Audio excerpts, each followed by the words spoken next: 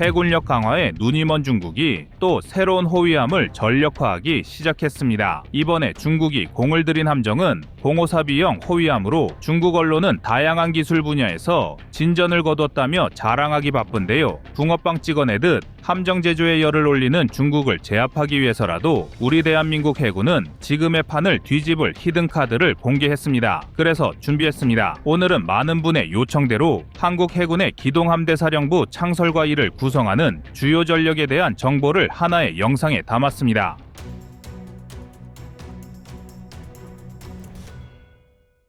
대한민국 육군에게 전 유럽과도 상대할 수 있는 최강 전력의 제7기동군단이 있다면 제7기동전단은 대한민국 해군의 자존심이라 할 수 있습니다. 제7기동전단은 충무공 이순신급 구축함 6척과 세종대왕급 이지스 구축함 3척을 포함하여 주요 군수지원함 등 해군의 최신의 전투함이 집결해 있으며 지난 2024년 11월 해군에 인도된 정조대왕함도 제7기동전단에 배치될 예정입니다. 이처럼 전단을 구성하는 주요 함정만 보더라도 한국 해군에서 가장 강력한 전력이 모두 모여 있어 육군의 제7기동군단 못지않은 강력함을 자랑하며 해군의 1, 2, 3함대 전력을 모두 합쳐도 제7기동전단을 이기는 것이 어려울 정도입니다. 현재도 제7기동전단은 중국, 일본 등 주변국의 해상 도발에 대비하여 한국 해역 어디든 신속한 작전이 가능하도록 전투 태세를 유지하고 있는데요. 제7기동전단이 동원할 수 있는 화력만 하더라도 400발 이상의 SM-2 중거리 함대공 미사일을 필두로 90발 이상의 해성대함 미사일을 집중 사격할 수 있으며 여기에 더해 북한과 일본 전역, 중국과 러시아의 일부 지역을 사정권에 두고 있는 해성-2 함대지 미사일까지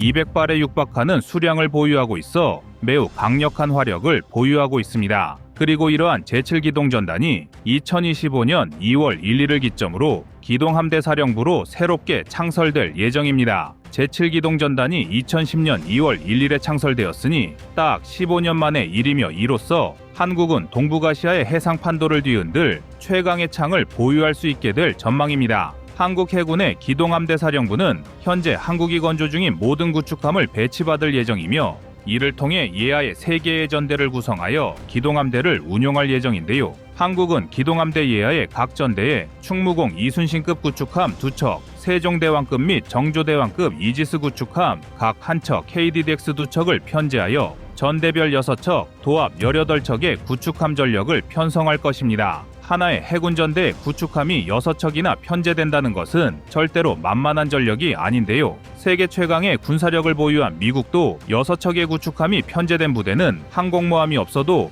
독립적인 작전이 가능한 고강도 전력으로 평가하고 있으며 빠르게 해군력을 증강하고 있는 중국조차도 하나의 전대에 구축함 6척을 집중적으로 배치하는 것은 쉬운 일이 아닙니다. 그만큼 전대별로 6척의 구축함을 편제하고 이를 묶어 도합 18척의 구축함을 집중 운용할 수 있는 한국의 기동함대사령부는 질적, 양적 측면에서 세계적으로도 강력한 전력이라 평가할 수 있습니다. 그리고 우리 대한민국이 이러한 기동함대사령부를 운용한다는 것은 한국 해군이 연안해군에서 대양 해군으로 나아가고 있다는 것을 방증합니다. 특히 한국 해군의 주요 전력으로 주목을 받는 정조대왕급 구축함과 KDDX는 중국, 일본과 비교하여 막강한 전력을 보유하고 있습니다. 한국의 정조대왕급 구축함은 수직 발사관만 88셀을 장착한 구축함으로 특히 24셀의 KVLS-2를 장착하여 다양한 미사일을 활용할 수 있습니다. 일각에선 중국의 신형 구축함이 100개 이상의 수직 발사관을 장착하고 있고 한국 해군이 기존에 운용하고 있던 세종대왕급 구축함도 128개의 수직 발사관을 가지고 있었기 때문에 정조대왕급 구축함의 화력을 낮게 보는 시각이 있는데요. 그러나 한국이 운용하는 KVLS-2는 기존에 사용하고 있던 미국제 마크 41 VLS나 KVLS보다 훨씬 더 크기가 큰 발사관입니다. 따라서 발사관의 물리적 크기가 증가함에 따라 수직 발사관의 개수가 줄어들었을지언정 탑재할 수 있는 무장 체계의 화력은 중국제 구축함이나 한국의 구형 구축함과 비교할 수준이 아닙니다. 정조대왕급 구축함에 탑재된 KVLS-2는 오히려 미국의 주력 함정인 주말트급 구축함에서 운용하는 마크 57 VLS와 비교하는 것이 더 합당하며 한국은 KVLS-2를 활용하여 각종 탄도미사일은 물론이고 개발 중인 극초음속 미사일까지 구축함에서 사용할 전망입니다. 여기에 더해 한국 최초로 통합 전기식 추진 체계가 적용되는 KDDX는 16셀의 KVLS-2를 포함하여 도합 48셀의 수직 발사관을 장착하고 충남급 호위함에 도입한 사면 고정형 다기능 위상 배열 레이더를 탑재할 예정인데요. KDDX에 구축될 레이더의 S밴드 레이더 소자는 약 4,100개 수준으로 4,350개의 소자를 사용하는 AN 스파이 1D와 대등한 수준입니다. AN 스파이 1D 계열의 레이더가 미국의 테이콘데로가급 순양함과 알레이버크급 구축함을 비롯하여 일본, 한국, 스페인, 노르웨이, 호주 등에서 이지스함에 장착하고 있는 검증된 레이더 체계라는 점을 고려할 때 이와 대등한 수준의 레이더 소자를 보유한 KDDX와 한국산 레이더의 성능은 전 세계의 어떤 해군 함정과 비교해도 밀리지 않는 우수한 표적 탐지 능력을 보유할 것입니다. 이처럼 첨단 기술을 탑재한 정조대왕급 구축함과 KDDX는 향후 기동함대 사령부의 중추 전력으로 활약하며 중국, 일본, 러시아 등 주변의 군사 강국들을 견제할 것입니다. 그리고 여기에 더해 기동함대 사령부가 제7기동전단을 그대로 이어받아 제주도에 배치되었다는 점과 해군의 신형 군수 지원함인 소양함을 보유하고 있다는 점도 주목해야 합니다. 이러한 요소는 한국 해군에게 있어 기동함대 사령부는 대양 해군의 중추라는 점을 명백히 보여줍니다. 제주도에 위치한 해군기지는 한국에 있어 매우 중요한 전략적 요충지로 기존의 1, 2, 3함대와 달리 곧바로 외부 바다로 진출할 수 있다는 전술적 장점이 있습니다. 이러한 지리적 장점은 한국이 주변 국가의 군사 충돌을 감행하거나 적이 항만 봉쇄를 시도하더라도 한국 해군이 전술적으로 고립되지 않고 해상 주권을 수호할 수 있도록 만들어주는데요. 한국 해군의 작전 범위가 넓어지면 적성국에 대한 도발 억지력 증대뿐만 아니라 궁극적으로 해상교통로 보호를 비롯하여 우리 국민들의 해양 활동과 안전을 도모하는 데 많은 기여를 할 수 있습니다. 아닌 게 아니라 한국은 해상을 통한 교역과 물류 수출입 등에 많은 영향을 받기 때문에 급변하는 해양 정세에 신속한 대응 체계를 구축하는 것은 매우 중요합니다. 하지만 만약 한국이 한반도 연안에서의 작전 활동에만 국한된 전력을 보유했다면 다른 해역에서 발생하는 군사적 사태에 대해 신속한 대응이 어려워졌을 것인데요. 제주를 거점으로 대양 작전 수행이 가능한 기동함대 사령부의 전략적 가치는 절대 작지 않습니다. 또한 대양에서 작전을 수행하는 함대는 군수 지원이 상당히 중요합니다. 군수 지원함을 통해 보급의 지속성을 확보해야만 먼바다에서 연료, 탄약, 식량을 원활하게 확보할 수 있으며 이는 원거리 작전의 유연성을 높여줄 수 있습니다. 만약 군수 지원함 전력이 부실하다면 전투함은 지속해서 보급을 위해 회항할 수밖에 없으며 이러한 회항 과정은 전력 공백을 초래할 수 있는데요. 사실 그동안 한국 해군은 전투함 전력을 확충하는 것에 비해 지원함 전력을 확보하는 데는 소홀한 것 아니냐는 비판도 몇 차례 제기되었습니다. 하지만 새롭게 창설되는 기동함대 사령부는 구축함의 전력화 속도에 맞춰 순차적으로 3개의 기동전단을 구성함과 동시에 별도로 신형 군수지원함을 편제함으로써 아군의 작전 지속 지원에도 많은 노력을 기울이고 있으며 이러한 요소들은 한국이 체계적으로 대양 해군 전력을 구성하고 있다는 것을 방증합니다. 다만 원래 한국이 구상하고 있던 모든 기동함대 전력은 사실 이보다 더 강력할 예정이었습니다. 당초 한국은 각 기동전대의 기함으로 독도함과 마라도함 그리고 3만 톤급의 경항공모함을 각각 배치할 예정이었습니다. 독도함과 마라도함에는 각종 수송기를 이착함할 수 있게 운용하고 경항공모함에는 수직 이착륙 전투기를 배치하여 한국 해군의 전투력을 더욱 강화할 방침을 가지고 있었으나 항공모함의 필요성에 대한 논의가 완전히 마무리되지 못하여 관련 사업이 보류된 상황인데요. 대한민국이 멈춰있던 항공모함 도입 사업을 재개하고 기동전단의 기함으로 항공모함과 대형 수송함을 편제하게 된다면 한국 해군의 기동함대 사령부는 중국, 일본을 압도할 수 있는 막강한 전력으로 거듭날 수 있습니다. 이제 세계 각지에서 벌어지는 해양 패권 경쟁은 한국도 피할 수 없습니다. 미국과 중국은 서로를 향해 언제든 모든 전력을 투사할 수 있을 것처럼 자존심 싸움을 벌이고 있으며 일본, 호주 등도 해군력을 강화하며 인도태평양 지역은 해상 패권 경쟁의 중심지가 되고 있습니다. 다행히 한국은 2025년부터 막강한 전력의 함대를 구축하기 위해 제7기동전단을 기동함대 사령부로 개편하며 만반의 준비를 다하고 있는데요. 서둘러 정조대왕급 구축함에 2번, 3번함과 KDDX 6척도 전력화가 완료되기를 기대하겠습니다.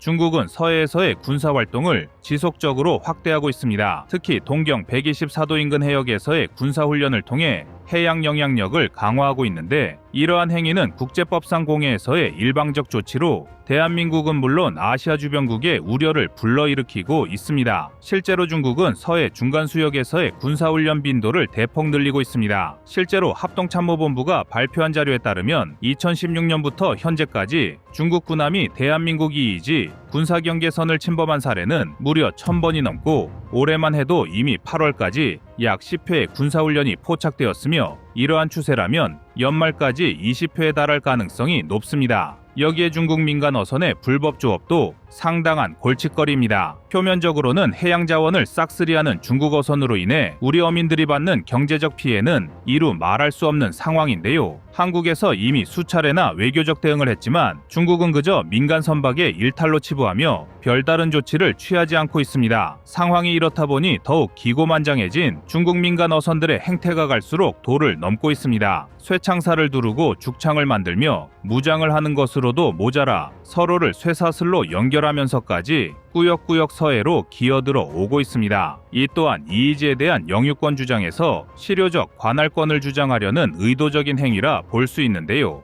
여기에 제1도련선까지 확장할 움직임을 보이고 있습니다. 제1도련선은 과거 1982년 중국의 해군 사령관이었던 류화칭이 설정한 해안방어선으로 처음 도입된 이유는 외세의 침입에 군사적 행동을 시작하는 방어선에 가까운 개념이었습니다. 그러나 시간이 지나고 되래 중국이 외부로 세력을 넓혀가기 시작하면서 방어선이 아닌 해상 한계선으로 변질하기 시작했습니다. 현재 제1도련선은 쿠릴 열도에서 시작해 한국, 일본, 대만, 필리핀, 말라카 해협에 이르렀는데요. 이런 망상이 실현될 경우 정말 남중국해부터 서해까지가 중국의 앞마당이 될 지경입니다. 그렇게 되면 한반도는 바닷길, 다시 말해 중국을 제외한 외부와 소통하는 게 막혀버리게 되는데요. 쉽게 말해 바닷길을 막혀 수출입까지 중국의 통제를 받아야 하는 상황이 올 수도 있습니다. 또한 대한민국의 주요 해상로인 남중국해, 싱가포르, 말라카 해협은 냉정하게 말해 현재 우리 해군이 제대로 된 상선보호 역할을 수행하지 못하는 먼바다인데요. 그렇기 때문에 더욱 연안 방어에 집중되어 있던 방어 전략을 먼바다에서도 작전이 가능한 원양 해군력 향상에 역량을 집중해야 하는 이유입니다. 물론 중국의 이런 억지망상을 두고 보기만 할 대한민국은 아닙니다. 대중국 억제 전략의 완성이 눈앞에 다가온 것인데요. 바로 한국형 차기 구축함 KDDX입니다. 2030년까지 개발비와 건조비를 포함해 총 7조 6천억 원의 사업비가 투입된 KDDX는 선체와 전투체계, 다기능 레이더를 포함한 핵심 무장 등 거의 모든 부분에서 국산 기술이 적용된 첫 함정입니다. KDDX는 전장 156m, 전폭 19m에 경합의 수량 기준 6,500톤급으로 기존의 충무공 이순신급 구축함보다 크고 세종대왕급 이지스 구축함보다는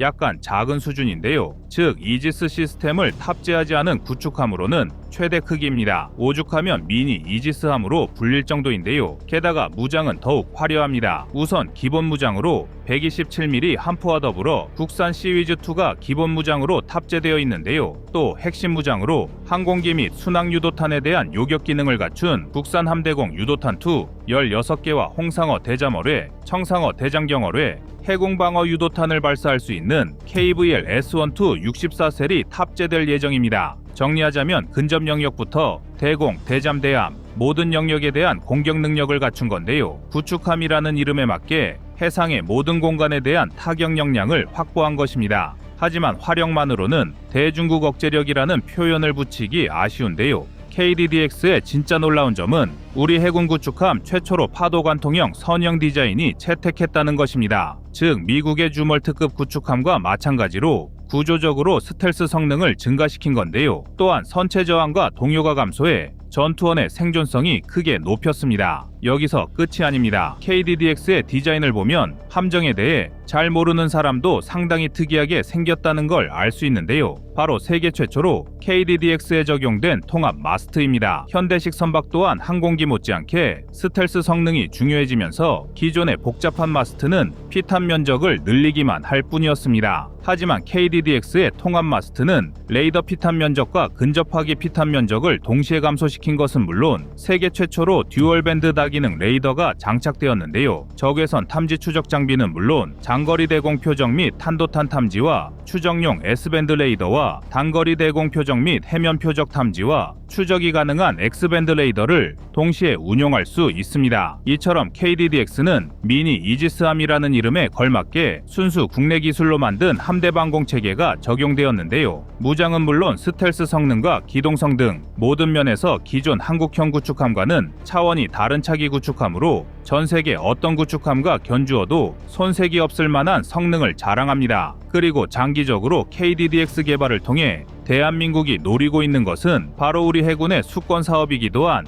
기동함대의 창단입니다. 세종대왕급 이지스함 2척, 미니 이지스함인 KDDX 2척, 마지막으로 충무공 이순신급 구축함 2척 등 6척으로 이루어진 3개의 기동전단을 총 18척, 한개 기동 함대로 창단하는 것이 목표입니다. 우리 해군이 미래 해상 전략을 위해 준비하는 666 기동 함대인데요. 현재 대한민국은 이미 세종대왕급 이지스함 3척과 충무공 이순신급 6척을 보유 중입니다. 여기에 정조대왕급 3척과 KDDX 6척을 추가 건조의 박차를 가하고 있는데요. 666 전략이 중요한 이유는 작전, 정비, 훈련으로 나눠진 해군의 3직제 개념에 따라 적어도 최소 1개 기동 전단은 어떠한 상황에서도 대한민국령에 투입할 수 있기 때문입니다. 현재 대한민국 해군 기동전단의 무력 수준은 북한에 비해서는 월등할지 몰라도 중국과 일본에 비한다면 턱없이 부족합니다. 더군다나 중국은 현재도 65척의 전함을 실전 배치한 상태이고 향후 100척까지 그 수를 늘릴 계획이라고 발표했는데요. 더군다나 일본 또한 중국 못지않게 조용히 해군력을 증강하고 있는 상태입니다. 이런 상황에서 우리 해군이 준비하는 666 기동 함대 전략이야말로 북한과 주변국 그리고 원양에서의 해적이나 해상교통로 보호와 같은 비전통적 해양안보 위협에 대처할 수 있는 3중 대비 전력입니다. 전술 단계에서 전투만 놓고 냉정하게 평가했을 때 우리 군의 기동전단만으로는 절대 전면전에서 지속 가능한 유세를 점할 수 없습니다. 중국의 개떼 물량 따위 씹어먹을 정도로 막강한 화력을 보유한 지상군과 다르게 해상에서는 절대적인 수적 열세가 두드러지기 때문인데요. 그러나 우크라이나 전쟁에서도 증명된 것처럼 현대전은 결코 1대1의 전투가 아닙니다. 우리 해군이 목표로 하는 것은 제한적이나마 일정한 시간과 장소에 대해 확실한 유세를 점할 수 있는 제한접근의 우세 전략입니다. 쉽게 말해 중국 해군을 상대로 전면 해상전에서 압도적인 승리는 불가능하더라도 적어도 우리 바다 안에서는 물리적, 세력상 유세를 선점하겠다는 것입니다. 제1도련선의 모든 영역에서 중국 해군을 막아내는 건 사실상 불가능하니 범위를 좁혀서 딱 우리에게 필요한 만큼의 영역을 확보하겠다는 건데요. 이러한 관점에서 군사 전문가들이 한국 해군의 기동함대 편제가 중국을 압도하지는 못할지라도 상대적 균형이 가능한 전력 수준이라고 평가하는 이유입니다. 그러나 KDDX 사업은 여러 가지 이유로 지연되고 있습니다. 가장 큰 원인은 사업자 선정 과정에서의 문제였는데요. HD 현대중공업과 한화오션은 KDDX 개념 설계 보고서 등 군사 기밀 유출 사건 등 오랜 소송으로 서로의 사업 진행을 방해해왔습니다. 그러나 이러한 갈등이 외부로 드러나서 좋을 일은 없습니다. 이에 두 기업은 국내는 물론 국외 수주에서도 협력하기로 협약을 체결하였는데요. 실제로 최근 산업통상자원부는 KDDX 관련 방산업체 지정 작업에 착수하였으며 HD 현대중공업과 한화오션 양사의 생산 능력 판단 기준서를 전달했습니다. 이는 사업 추진에 긍정적인 신호로 해석될 수 있을 텐데요. 이제 내년 상반기에는 상세 설계 및 선도함 건조 사업이 본격적으로 착수될 것으로 예상됩니다. 중국의 서해 도발이 지속적으로 증가하는 상황에서 한국의 해군 전력 강화를 위한 KDDX 사업의 중요성은 더욱 부각되고 있는데요. KDDX 사업이 차질 없이 진행되어 한국 해군의 작전 능력이 향상되기를 기대합니다.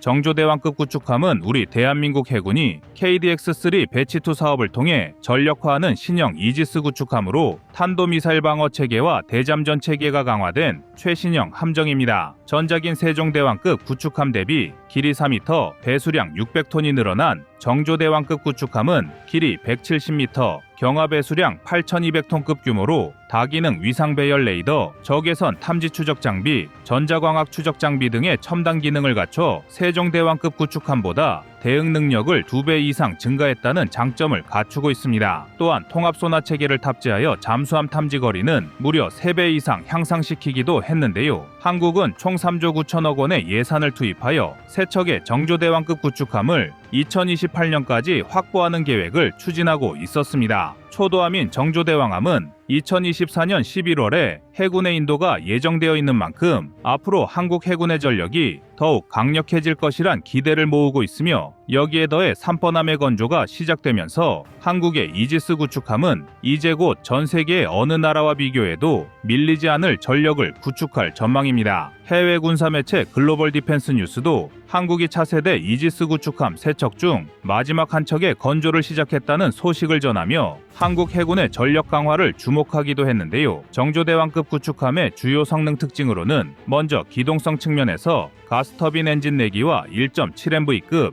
연료 절감형 보조 추진체계 2기를 탑재하여 최대 30노트, 시속 55km 수준의 최고 속력을 보유하고 있습니다. 이러한 성능은 빠른 기동력을 보유하고 있을 뿐만 아니라 작전 지속 시간을 증가시켜 장기적인 해상작전 수행이 가능하다는 전략적 강점을 제공합니다. 상당수의 군함이 연료 문제로 인해 장시간 작전에 어려움을 호소하고 있다는 점을 고려할 때 빠른 기동성과 더불어 운용의 효율성까지 갖췄다는 점은 정조대왕급 구축함이 해상에서 적의 위협을 방어하는 데 많은 도움이 될 것인데요. 또한 이지스 전투체계는 최첨단 기술이라 할 수 있는 이지스 시스템 베이스라인 K2를 장착하여 기존의 이지스 시스템보다 더욱 향상된 탐지 추적 능력을 자랑합니다. 이러한 첨단 이지스 전투 시스템은 공중과 해상에서 다수의 위협이 발생하더라도 동시에 추적하며 다양한 상황에서 효과적인 대응이 가능하게 만들며, 여기에 더해 SM-3 미사일까지 탑재할 수 있어 북한의 탄도미사일 등을 제압하는 데도 강력한 위력을 보여줄 수 있습니다. 게다가 한국 해군을 위협하는 북한의 잠수함에 대한 대응 능력도 한층 강화될 수 있는데요. 앞서 말씀드린 바와 같이 정조대왕급 구축함은 통합 소나 체계를 탑재하여 고주파와 저주파를 함께 사용해 수중 탐지 범위를 확장시켰고, 적 잠수함의 은밀한 접근을 조기에 감지하고 대응할 수 있는 능력을 강화했습니다. 이러한 대잠수함 작전 능력의 강화는 해상 작전에서 대한민국 해군의 전략적 우위를 공고히 하며 해양 안보 환경에서의 위협을 조기에 차단할 수 있습니다. 이외에도 적의 탐지망을 피하며 은밀히 작전 수행이 가능하게 하는 스텔스 설계와 정보 수집 및 정찰 연합 작전에서의 지휘 통제 등 다양한 임무를 수행할 수 있어 한국 해군의 전력 강화에 핵심 역할을 맡을 것입니다. 특히 이번에 착수한 3번함의 건조는 단순히 이지스함의 성능 이외에도 한국의 중요한 전략적 강점을 제공할 수 있습니다. 통상적으로 해군은 세 척의 함정이 임무를 분담할 수 있도록 전력을 구성합니다. 한 척의 함정이 작전에 투입되면 그동안 나머지 2척의 함정은 임무 대기와 유지 보수를 진행하며 세 척의 함정이 로테이션으로 임무를 수행하는 것이 해군 전력의 기본이라 할 수 있는데요. 따라서 한국의 이지스 작전이 더욱 효율적으로 이루어지기 위해서는 정조대왕급 구축함도 신속하게 세 척을 확보하는 것이 중요합니다. 정조대왕함이 실전 배치를 완료하더라도 이를 뒷받침해줄 후속 함정이 없으면 임무에 과부하가 걸릴 수밖에 없는데, 2024년에 2번함과 3번함이 연속으로 건조에 들어갔다는 것은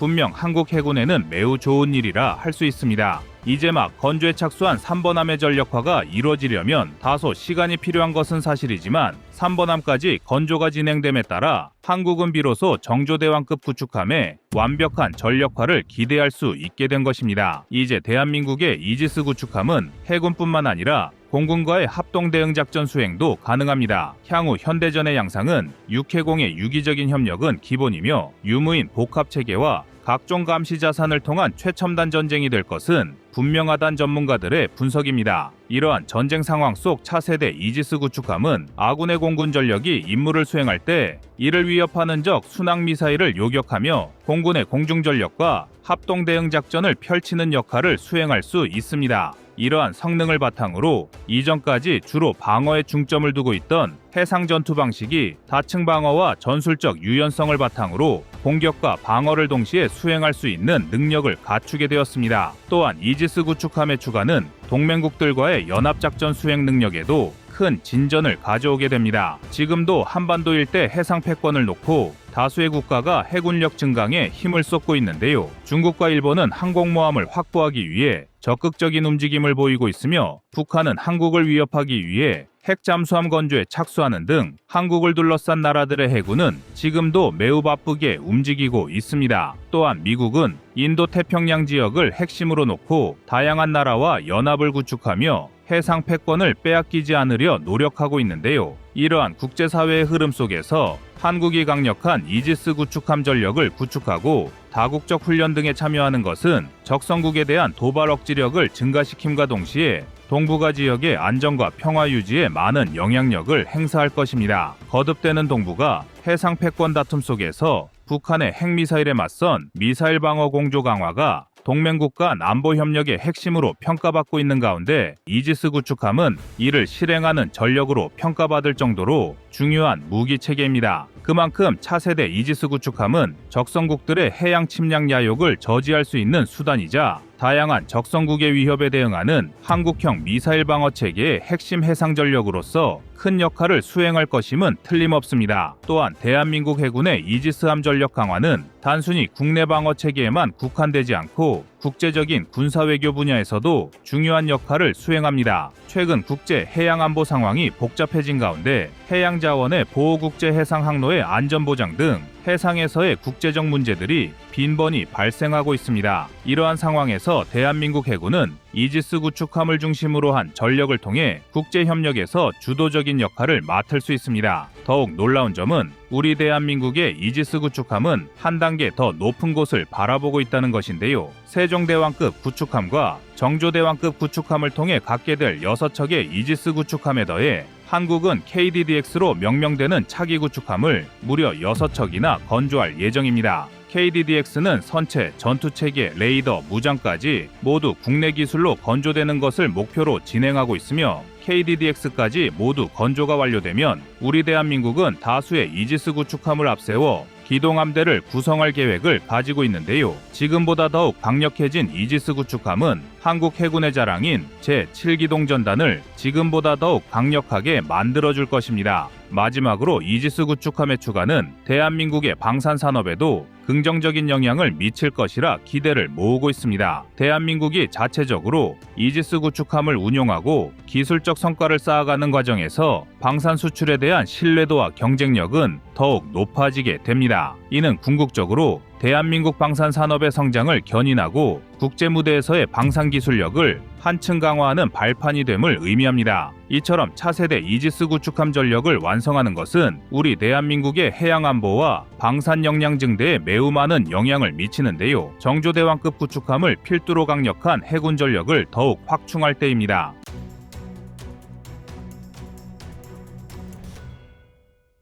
만재 배수량 1600톤의 세종대왕급 구축함과 만재 배수량 12,000톤의 정조대왕급 구축함이 전력화되면서 한국은 명실상부 대양 해군으로의 면모를 착실히 갖춰나가고 있습니다. 곧이어 탄생할 KDDX까지 포함하여 18척의 구축함을 편제한 기동함대 사령부의 창설은 한국 해군의 강력함을 보여주는 상징적인 부대가 될 것인데요. 그런데 이러한 한국 해군의 전력에는 충무공 이순신급 구축함이 자리하고 있습니다. 충무공 이순신급 구축함은 2000년대 초반부터 전력화가 진행된 만재 배수량 5,500톤의 구축함으로 최신형 기술을 탑재한 정조대왕급 구축함에는 한참 못 미치는 것처럼 보일 수 있지만 한국 해군이 대양 해군으로 첫 발을 내디딘 시작점이었다는 점에서 나름의 의의를 가진 함정입니다. 일례로 충무공 이순신급 구축함은 2009년부터 소말리아 해역으로 파병되는 소말리아 해역 호송전대의 주력으로 활약하고 있는 군함입니다. 청해부대는 3호 주얼리호를 구출한 아덴만 여명작전을 비롯하여 한진텐지노 구출작전, 리비아 교민 철수작전, 프라미스 작전 등에 참여하여 우리 국민들의 생명과 국제사회의 안보를 수호하는 임무를 수행하고 있는데 충무공 이순신급 구축함이 이러한 부대의 주력 함정으로 작전에 투입된다는 건 그만큼 우리 대한민국의 해외 임무에 있어 매우 중요한 전력이라는 것을 의미합니다. 비록 더 큰 배수량의 후속 구축함들이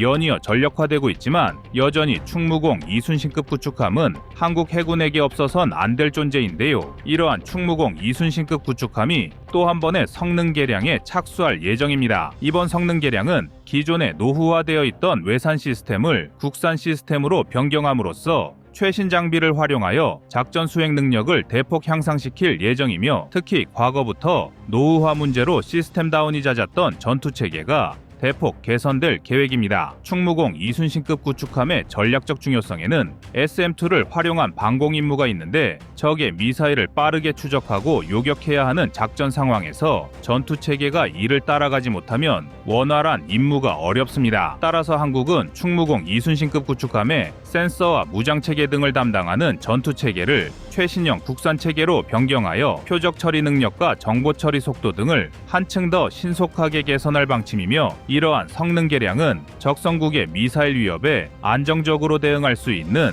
전술적 역량을 한 단계 더 발전시켜 줄 것입니다. 또한 기존의 외산 시스템과 달리 국산 시스템으로 전투 체계를 개선하게 되면 다른 전투 함정이나 지휘소 등과 체계 통합이 쉬워지기 때문에 불필요한 체계 통합 소요를 줄이고 유기적인 작전이 가능하다는 장점도 얻을 수 있는데요. 다음으로 기존의 예인선 배열, 음탕기가 울산급 배치 3인 충남급 호위함과 동일한 장비로 교체됩니다. 충무공 이순신급 구축함은 원래 SQR-220K를 탑재하여 적 잠수함을 추적하고 방어할 수 있도록 제작되어 있었습니다. 개발 당시로서는 나름대로 한국의 최신형 장비를 탑재하여 기존보다 적 잠수함에 대한 탐지 범위를 획기적으로 늘렸다고 평가를 받기도 했으나, 이 역시도 시간의 흐름에 따라 더 강력한 성능의 소나 체계가 필요했습니다. 특히 한국 해군에게 있어 가장 위협적인 존재는 적의 잠수함인데요. 잠수함은 다소 성능이 떨어지는 구식 기종이라 할지라도 심해로 자망하여 임무를 수행하기 때문에 신형 전투함으로도 정확한 위치를 찾는 것이 쉽지 않습니다. 노후화된 북한 해군이 수상한 분야에서는 아무리 발버둥 쳐도 한국의 신형 구축함, 호위함을 위협할 수 없지만, 잠수함만은 이러한 기술적 한계를 만회하고 한국 해군에게 위협이 될 여지가 충분하기 때문에 한국 해군에겐 우수한 소나 체계를 계속해서 발전시키는 것이 중요합니다. 현재 충남급 호위함에는 대구급 호위함보다 한 단계 더 발전한 소나 체계가 탑재될 예정으로 대구급 호위함엔 SQR-250K가 탑재되어 있습니다. 대구급 호위함의 SQR-250K는 충무공 이순신급 구축함에 탑재된 SQR-220K를 한층 발전시킨 소나 체계이며, 이러한 대구급 호위함보다 더 발전된 충남급 호위함의 소나 체계는 한국 해군의 대잠전 역량을 더욱 증대시킬 것으로 기대를 모으고 있습니다. 그리고 충무공 이순신급 구축함에 충남급 호위함과 동급의 소나 체계를 탑재한다는 것은 기존보다 2단계나 더 강력한 소나 체계를 장착한다는 의미가 되며, 이 정도의 성능 개량이라면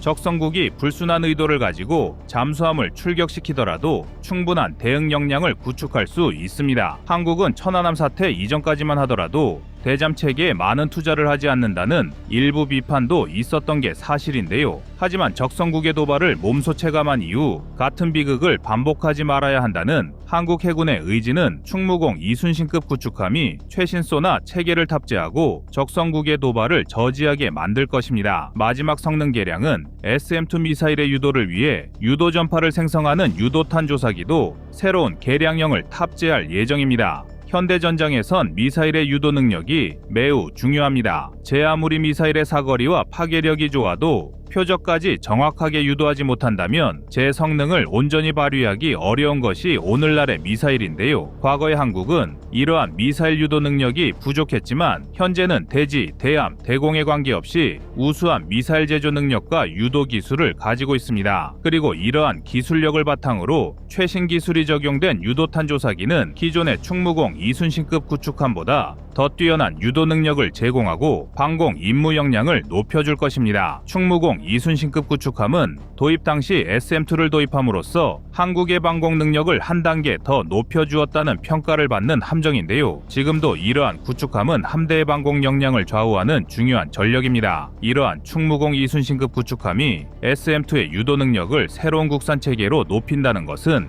유지, 보수, 관리의 효율성을 높이고 적의 미사일, 전투기에 대한 대응 능력을 높이는 두 마리 토끼를 잡을 수 있습니다. 그리고 이처럼 충무공 이순신급 구축함의 성능이 개량된다는 것은 한국 해군에 있어 매우 중요한 일입니다. 한국은 주요 구축함을 모아 기동함대 사령부의 창설을 준비하고 있습니다. 이제 기동함대 사령부의 창설까지는 채 한 달도 남지 않았는데 한국이 창설하는 기동함대 사령부의 핵심 전력이 바로 충무공 이순신급 구축함입니다. 한국은 건조가 진행 중인 정조대왕급 구축함과 개발 중인 KDDX까지 모두 전력화를 마치면 도합열 8척의 구축함을 각 6척씩 나누어 기동함대 사령부 예하전단에 편제할 계획입니다. 그리고 6척을 보유한 충무공 이순신급 구축함은 각 전단에 2척씩 배치되어 임무를 수행할 예정인데 아직 정조대왕급 구축함의 1번함까지만 전력화가 진행된 한국 해군에게 있어 각 전단 별로 2척을 완편할 수 있는 충무공 이순신급 구축함의 전략적 가치는 절대 낮지 않습니다. 향후 정조대왕급과 KDDX가 모두 전력화를 마치면 2성급 자원으로 물러나게 될지 모르지만 그때까지는 충무공 이순신급 구축함의 활약이 절실한데요. 그렇기 때문에 충무공 이순신급 구축함의 성능을 계속해서 발전시키고 유지하는 것은 한국 해군의 전체적인 전력을 유지하는 데 필수적입니다. 그러나 이러한 한국 해군의 전력 강화는 일부 주변국의 반발을 불러오고 있습니다. 중국은 한국 해군의 전력 강화를 두고 동북아시아의 불필요한 군사적 긴장감을 높인다는 비판을 내놓고 있으며 수시로 경제적 보복을 운운하고 있습니다. 이러한 중국의 망발은